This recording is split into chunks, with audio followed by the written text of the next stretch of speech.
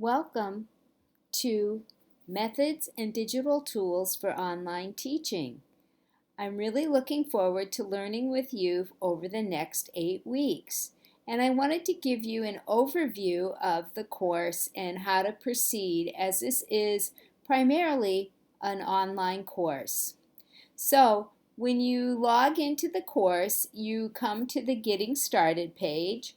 Here you watch the video, and then you can read the text, and you'll notice the syllabus is here and a peer forum used to ask questions.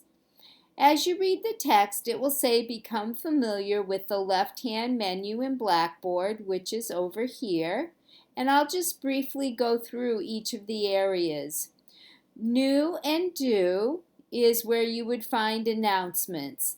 I tend to send an announcement at least once a week to remind you of upcoming due dates and to answer any questions which may have arisen.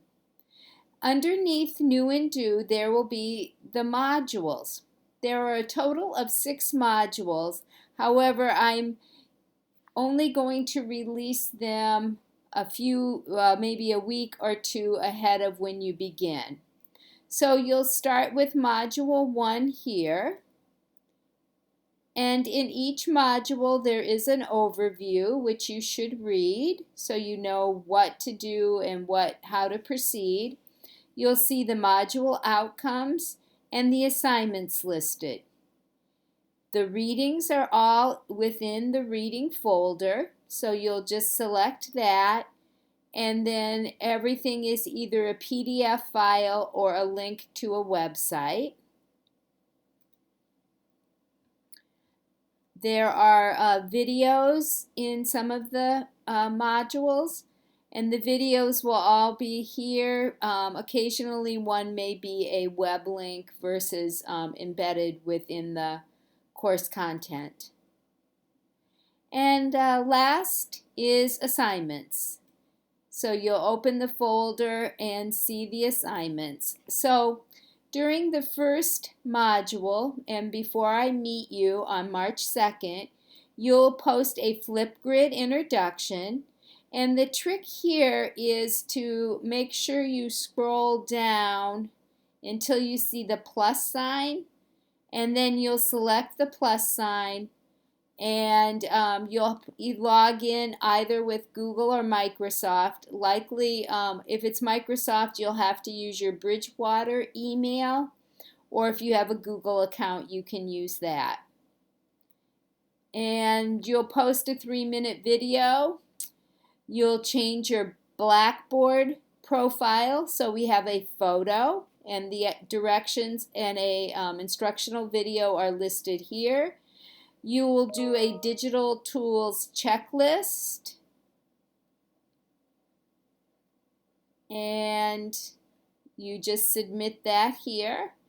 And then there is a discussion, and the directions for the discussion are written here and what you need to answer. So when you're ready to do the discussion, you go to the discussion forum and you create a thread and answer the questions. I suggest naming the thread your name. So I might say it's Sue's thoughts about Samark and TPAC. And then I would likely copy and paste a response right into the submission box and then hit submit. So that is the layout for each of the modules. You'll have an overview, you'll have readings, videos, and assignment folders to access. Continuing in the left menu, you'll see the discussions can also be accessed separately from the discussions link. So I could also access the same discussion here and create my thread. So whichever is easier for you to use. I have my contact information here. Email is the preferred way. I have my office at Bridgewater's telephone number. I will add a web conferencing to our website under BSU resources so that we can use that, and I'll explain that more when we meet on March 2nd.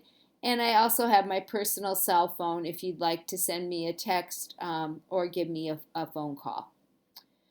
Your grades are here. So as I list assignments, you will see the grading and when the assignments are due.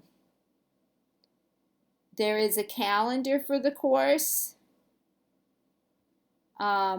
If the assignments should show on this calendar, so let me just go forward.